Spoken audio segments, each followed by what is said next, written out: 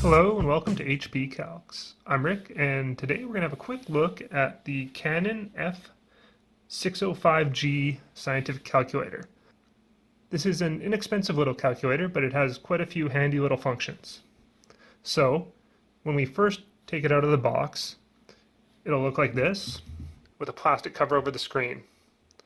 First thing we want to do is take that cover off. There we go. See, it's not real numbers there. Get rid of that. Next, you'll notice that we can't enter anything in there.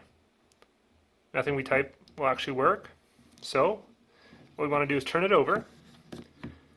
And on the back, at the battery compartment here, is this little piece of plastic.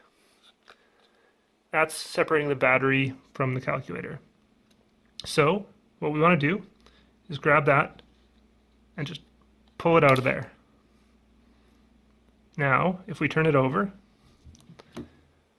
the battery is turned on and our calculator will now work. You can see it's on there.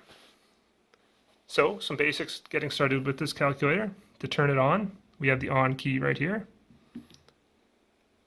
To turn it off, if we're not using it, because this isn't a solar calculator, it's run on batteries and we want to preserve that, you can press Shift and then CE key with the off above it to turn your calculator off. Back on with the on key. There you go. And if we want to reset this calculator, like say we've got some weird setting in there that we don't know how to use, or something's gone weird and we don't know how to fix it, we can do that by pressing the Shift. See the S in the top corner there? That means shift mode is on. And then the on button with the word reset above it.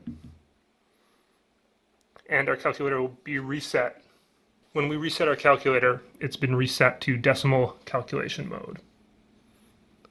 Alright, I hope that helps, and good luck on those tests.